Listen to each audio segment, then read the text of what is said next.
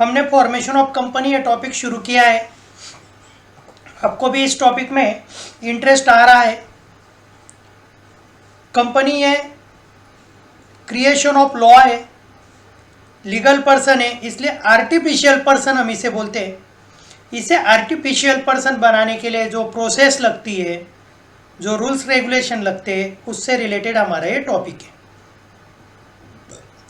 Company के formation किए बिना, कंपनी का इनकॉर्पोरेशन किए बिना, कंपनी का एमसीए रजिस्ट्रेशन किए बिना कंपनी को आर्टिफिशियल पर्सन का दर्जा नहीं मिलता है। जो ये काम करता है उसे ROC, registered of companies, registration का काम करने वाली सबसे मेन जो व्यक्ति है वो आरओसी है, जो एमसीए के अंडर में काम करता है। बच्चों, आप कौन सी कंपनी करने वाले हो? पब्लिक लिमिटेड करने वाले हो, प्राइवेट कंपनी करने वाले हो, वन पर्सन कंपनी करने वाले हो, इसका डिसीजन आपको ज़रूरी है। उसके साथ ही साथ आपके मेंबर्स की लाइबिलिटी लिमिटेड रहने वाली है, मेंबर्स की लाइबिलिटी अनलिमिटेड रहने वाली है, क्या गारंटी लिमिटेड बाय गारंटी रहने वाली है। यह भी आपको निश्चित करना है। फॉर्मेशन के मेन 3 स्टेप है: प्रमोशन, इनकॉर्पोरेशन ऑफ कंपनी और कमेंसमेंट ऑफ बिजनेस, बिजनेस की शुरुआत करना।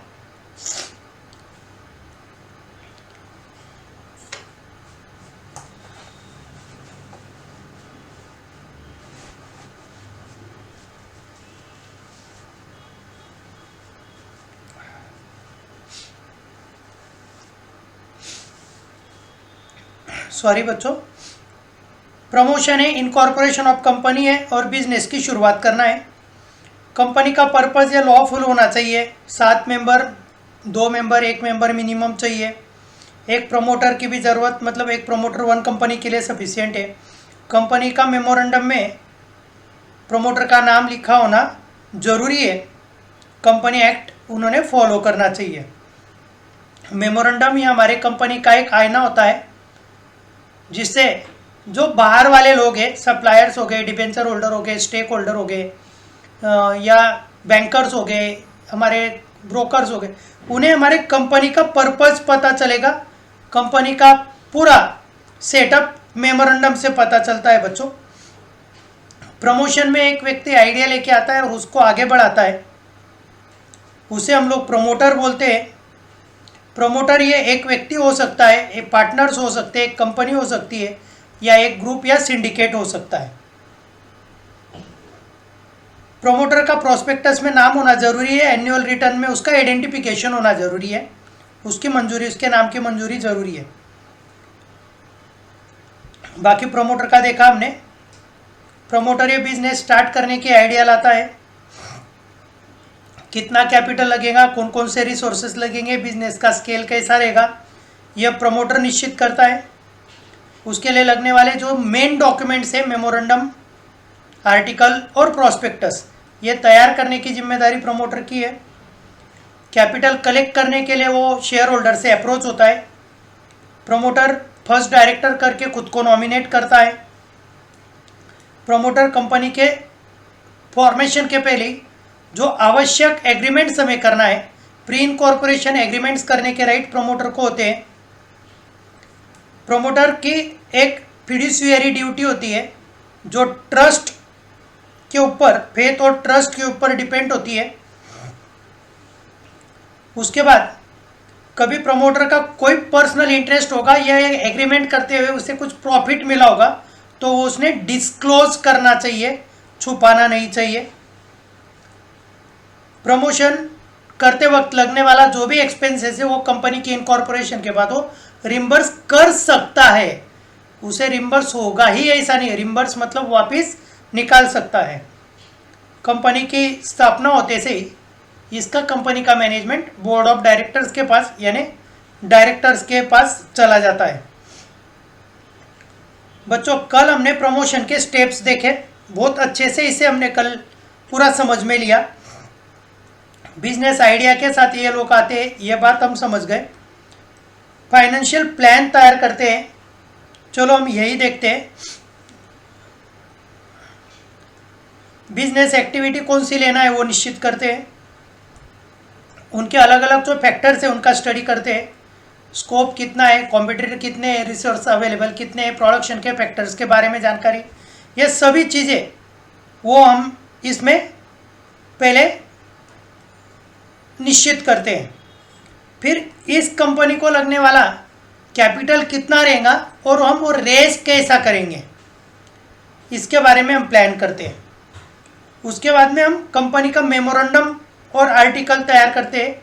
मैंने आपको बताया मेमोरेंडम कंपनी के बाहर के लोगों को सूटेबल है, तो आर्टिकल कंपनी के इंटरनल मैनेजमेंट के लिए रूल्स रेगुलेशन से रिलेटेड है।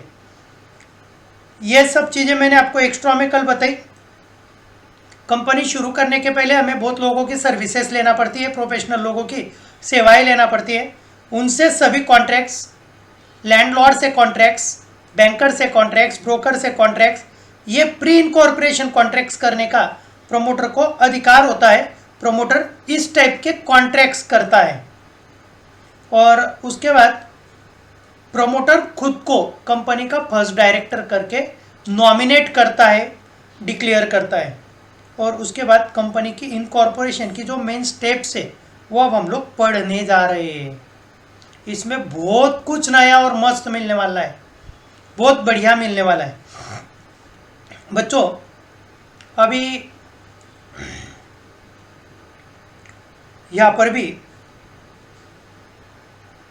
मुझे मिलेगा कि नहीं मिलेगा अभी पता नहीं है, पर ऑनलाइन में जो रिसिट्स वगैरह रहती है, 2 मिनट में देखता हूँ मेरे पास यदि कोई डॉक्यूमेंट है तो आपको अभी बता देता हूँ मैं।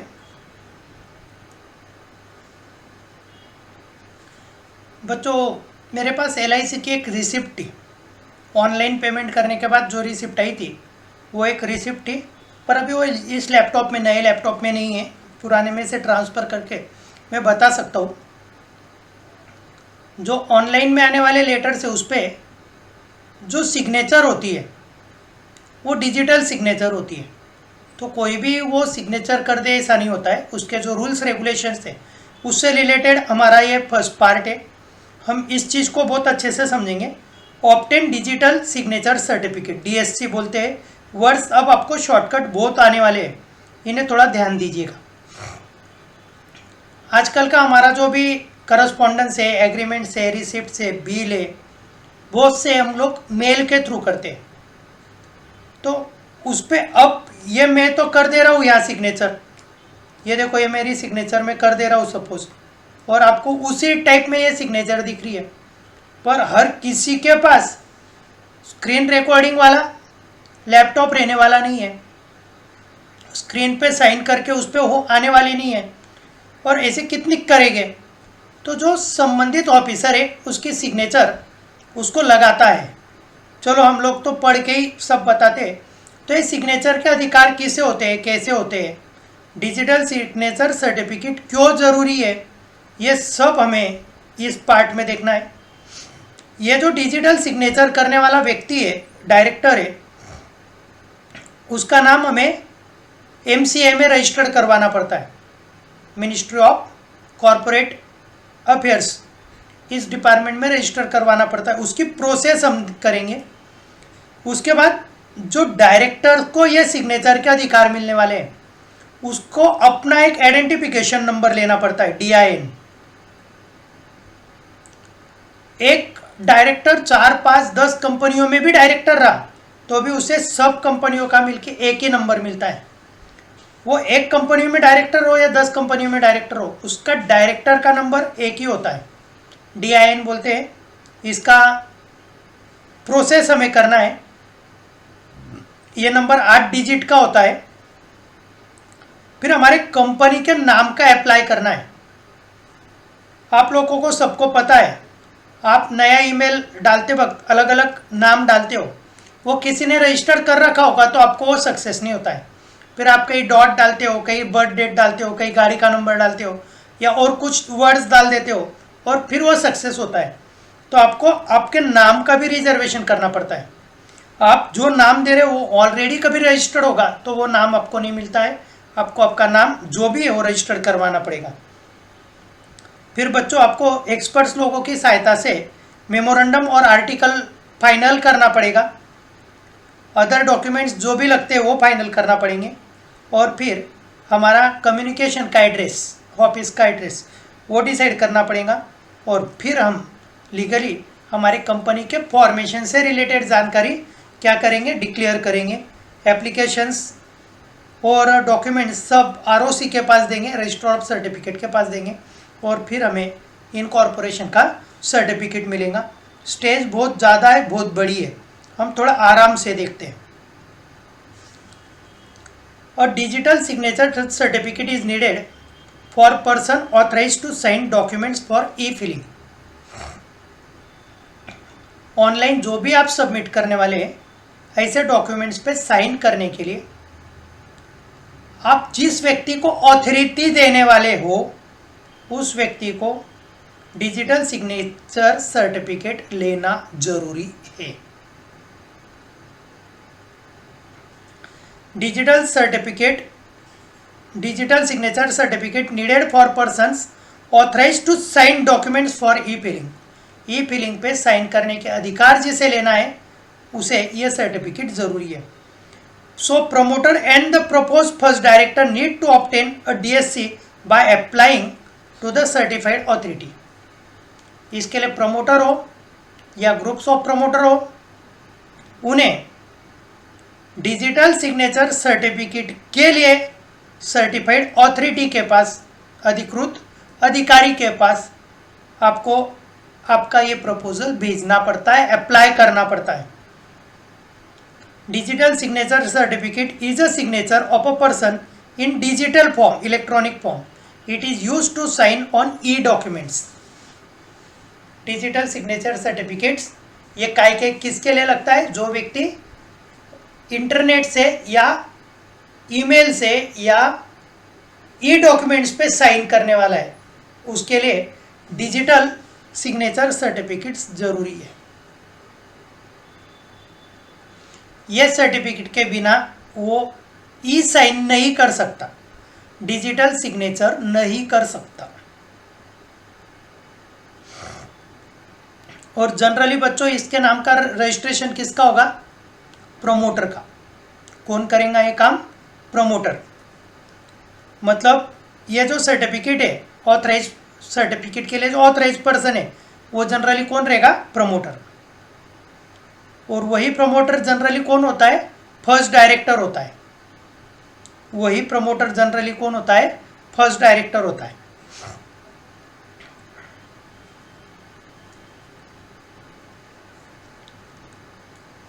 आफ्टर ऑब्टेनिंग द डीएससी, यह सर्टिफिकेट मिलने के बाद the name of with promoter or director, the DSC has to register with the MCA। थोड़ा इस बात को समझिए, समझो एक सीए बंदा है,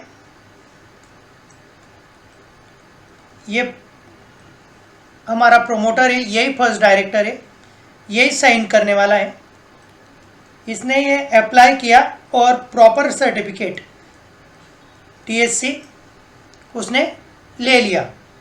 अब उसको ये सर्टिफिकेट ऑथराइज ऑथोरिटी से मिलने के बावजूद उसका रजिस्ट्रेशन उसे एमसीए में करना जरूरी है कि भाई ये सर्टिफिकेट लेने के बाद प्रमोटर का या डायरेक्टर का नाम उसके डीएससी के साथ, उस सर्टिफिकेट के साथ एमसीए में रजिस्टर करना जरूरी है। MCA maintain the detail of every director including there dean, personal details etcetera. अभी डीन क्या है? तो ये देखो, डायरेक्टर आइडेंटिफिकेशन नंबर, ये बहुत काम का है। इसके बारे में मैं अभी आपको चर्चा करने ही वाला हूँ। बहुत इंपॉर्टेंट पार्ट है हमारी इसका। बच्चों एमसीए के पास ये जो डायरेक्टर होता है उसका पूरा नाम, उसका आधार नंबर, उसका एड्रेस, वो किन किन कंपनियों में डायरेक्टर है, उसके शेयर होल्डिंग्स कितनी है, ये सभी जानकारी, उससे रिलेटेड सभी जानकारी, उसकी पर्सनल सब डिटेल्स एमसीए खुद मेंटेन करता है। ये सब डिटेल्स कौन मेंटेन करता है बच्चों? Ministry of corporate affairs maintain करती है। Ministry of corporate affairs the administrators of companies act 2013 MCA का मीनिंग दिया है, जो आप लोगों को मैं इसके पहले बता चुका हूँ। बच्चों सबसे पहले आपको ऑथराइज अथॉरिटी के पास अप्लाई करना है। जो फर्स्ट डायरेक्टर रहने वाला है या प्रोमोटर रहने वाला है वो उसका साइन करने के लिए ऑथराइजेशन लेता है, उसका अप्लाई करता है, और सिग्नेचर के राइट्स के लिए उसे एक सर्टिफिकेट ज़रूरी है जिसे हम डीएससी डिजिटल सिग्नेचर सर्टिफिकेट बोलते हैं। सिर्फ यह सर्टिफिकेट लेके नहीं चलेगा। यह सर्टिफिकेट लेने के बाद आपको उस डायरेक्टर का नाम उसके डीआईएन नंबर के साथ, डायरेक्टर आइडेंटिफिकेशन नंबर के साथ, इस सर्टिफिकेट के साथ आपको एमसीए में रजिस्टर करना है। एमसीए उस व्यक्ति की पूरी पर्सनल डिटेल्स मेंटेन करती है, पूरा पर्सनल डिटेल्स मेंटेन करती है। The proposed first director of proposed company who do not have DIN have to apply for DIN in electronic form SPICE 32 at the time of incorporation.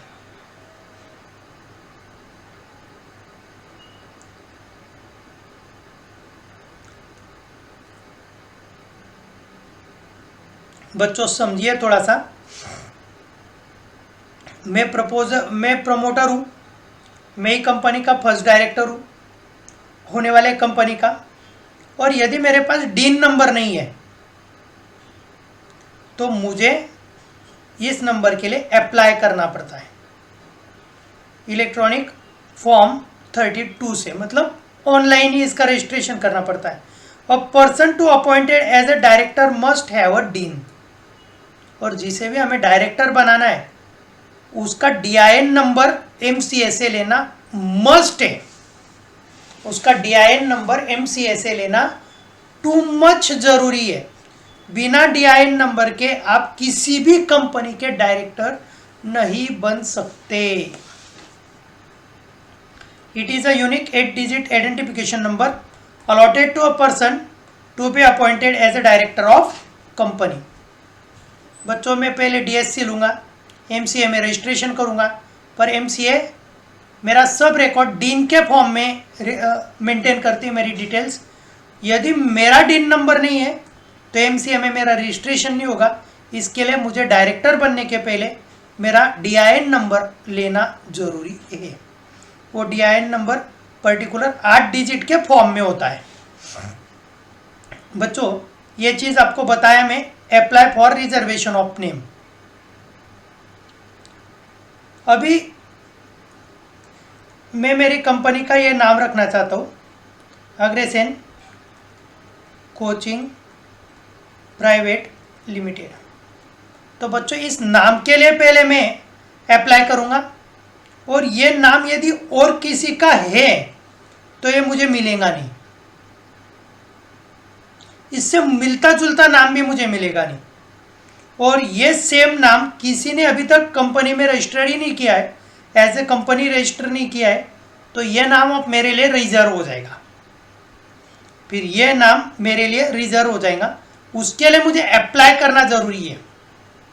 जैसा बच्चों मैंने अभी मेरी कंपनी स्टार्ट करने का सोचा और उसे मैंने नेस्ले का नाम देने का सोचा, तो आपके दिमाग में क्या आएगा? नेस्ले तो फॉरेन की कंपनी है, रेपुटेड कंपनी है, उसी का माल होगा, उसके अंडर में कुछ भी बेच दूंगा। फिर तो जैसा अब मुझे नेस्ले का नाम मिलेगा नहीं, मुझे टाटा कंसल्टेंसी का नाम मिलेगा नहीं, मुझे जियो का नाम मिलेगा नहीं, क्योंकि ऑलरेडी ये नाम रजिस्टर्ड है। वैसे मैं मेरे खुद के कंपनी का जो भी रहेगा, मेरे कंपनी का जो भी नाम मैं सोचूंगा वो नाम मैं रिजर्व करूंगा पहले, और उसके रिजर्वेशन के लिए अप्लाई दूंगा। जैसा बच्चों आप लोगों को पता है, ये मेरा गोत्र का नाम है बंसल अग्रवाल, ये मेरा सरनेम है। और हमारे गोत्र में जो अलग अलग सभी को पता है गोत्र क्या होता है, तो ये हमारा गोत्र है बंसल। और बंसल क्लासेस करके इंडिया में कोटा के बहुत बड़े क्लासेस है। बंसल क्लासेस के जो डायरेक्टर है मेन, वो हैंडीकैप्ड है, पर आज पूरे भारत में उनका नाम है। अब ये नाम कभी मैं रजिस्टर करवाना चाहूँ तो होगा नहीं, क्योंकि वो ऑलरेडी कोटा में उस नाम से उनका रजिस्ट्रेशन हो चुका है, उनका रजिस्ट्रेशन हो चुका है। अब मेरा जो क्लास का नाम है अग्रेसेन अकाउंटेंसी क्लासेस, ये अभी तक मेरा सोल ट्रेडर में इसके लिए मैंने नाम नहीं रिजर्व किया है, पर किसी कंपनी ने सेम टू सेम नाम रिजर्व कर लिया कंपनी ने, तो मुझे मेरा नाम चेंज करना पड़ेगा, क्योंकि उसने पहले रिजर्व कर लिया। यह तकलीफ ना है, इसके लिए यह नाम को मैं रिजर्व करने के लिए अप्लाई कर सकता हूँ। इस नाम को रिजर्व करने के लिए क्या कर सकता हूँ बच्चों, में अप्लाई कर सकता हूँ।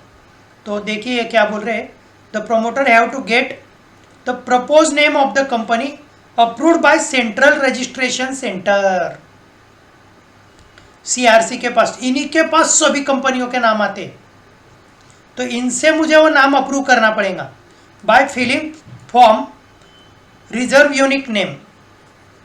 मुझे रिजर्व यूनिक नेम का फॉर्म भर के सेंट्रल रजिस्ट्रेशन सेंटर से मेरे कंपनी का प्रपोज नाम रिजर्व करना पड़ेगा। उसके लिए आवश्यक फी एमसीए के पोर्टल पे मैं जमा करूँगा। उसके लिए लगने वाली जो लीगल फी है वो एमसीए के पोर्टल पे मैं जमा करूँगा।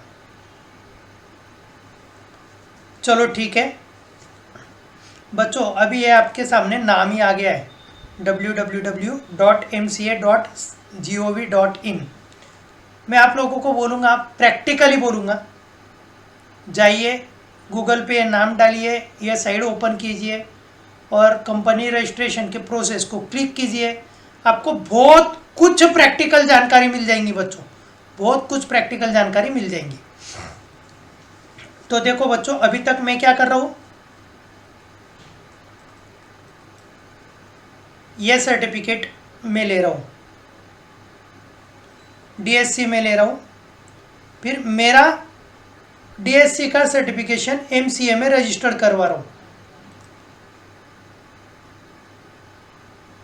एमसीए डीन नंबर के साथ मेरा पर्सनल डिटेल सब उसमें लेने वाली है, और यदि मेरा डीन नंबर नहीं है, डायरेक्टर आइडेंटिफिकेशन नंबर नहीं है, तो डायरेक्टर बनने के पहले मुझे डीआईएन नंबर लेना मस्ट है, ये मैं लूँगा। और उसके बाद मैं मेरे कंपनी के नाम के लिए मेरा प्रपोज नेम रिजर्व करूँगा। मैं रिजर्व सीआरसी के पास करूँगा, central reservation centre, sorry central registration centre में मैं अप्लाई करूँगा, और मेरा रिजर्व यूनिक नेम ये फॉर्म सबमिट करके प्रॉपर फी जमा करके मैं मेरा एप्लीकेशन दे दूँगा। It is an authority which provides PD incorporation related services, especially in reservation of proposed name and company including DSC। बच्चों, अभी गवर्नमेंट का काम क्या हो गया है कि कंपनी इनकॉर्पोरेशन की तकलीफें कम हो, इसके लिए उन्होंने खास ये एक सेंटर तैयार किया है जो आपके काम स्पीड में करने की जिम्मेदारी लेता है। तो डीएससी का भी काम यही से हो सकता है, और हमारा रिजर्वेशन भी यही से हो सकता है, नाम का भी।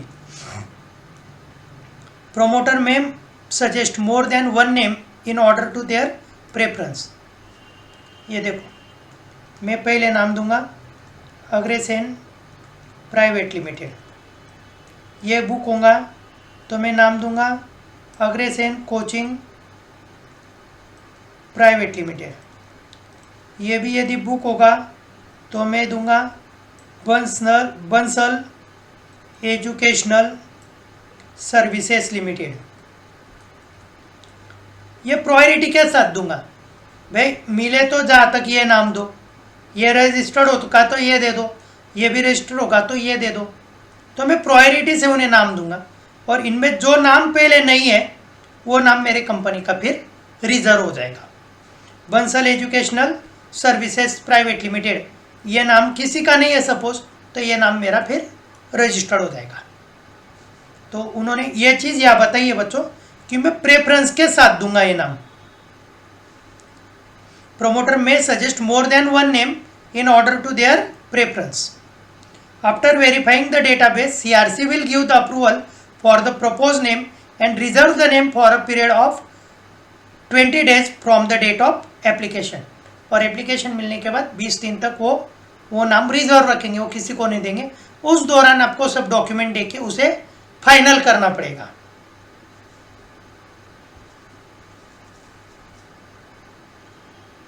उसके बाद बच्चों आपको कंपनी का मेमोरेंडम और आर्टिकल बनाना है।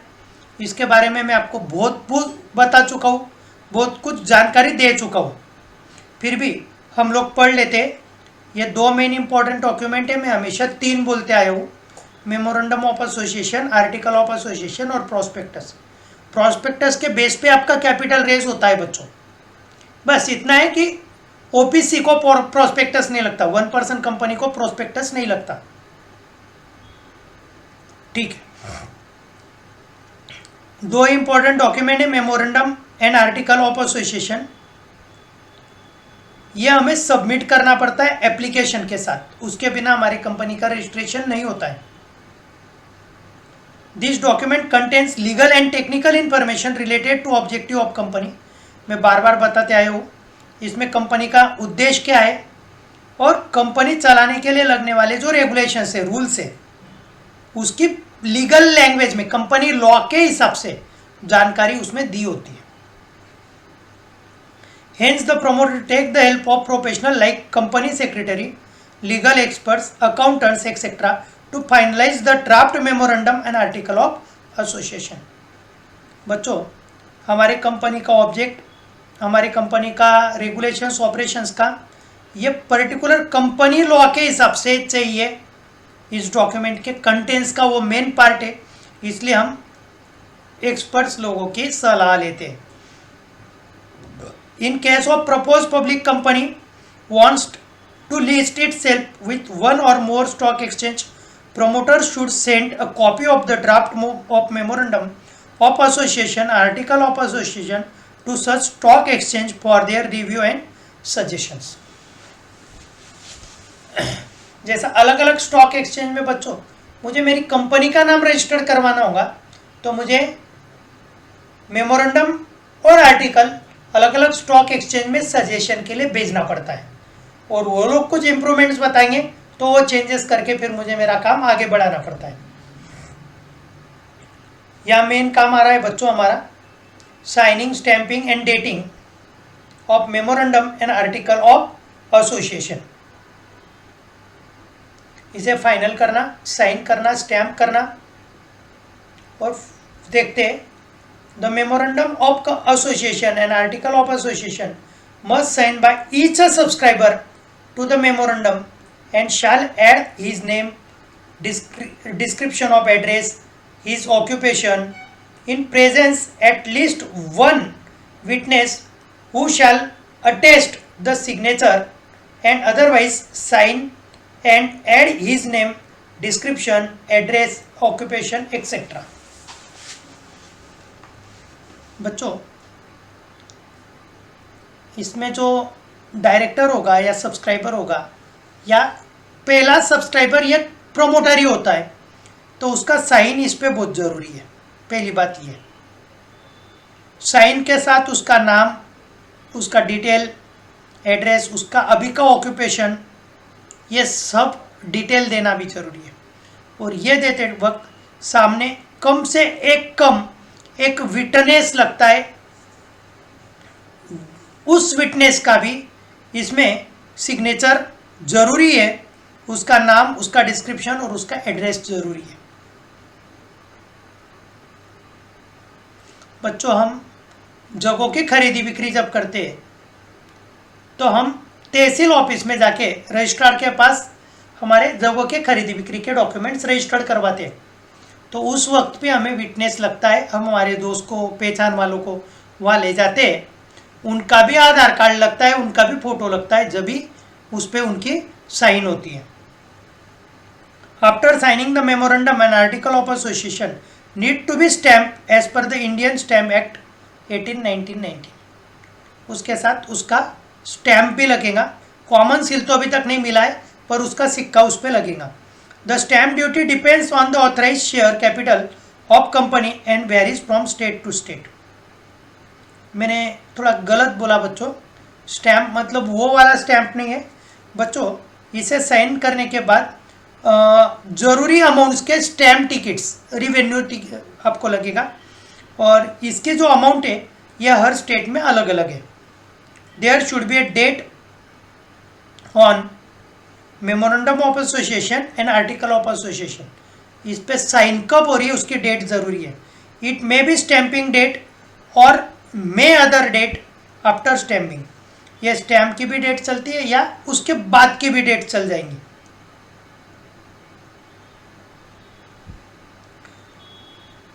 Due stamp duty is required to be paid at the time of incorporation.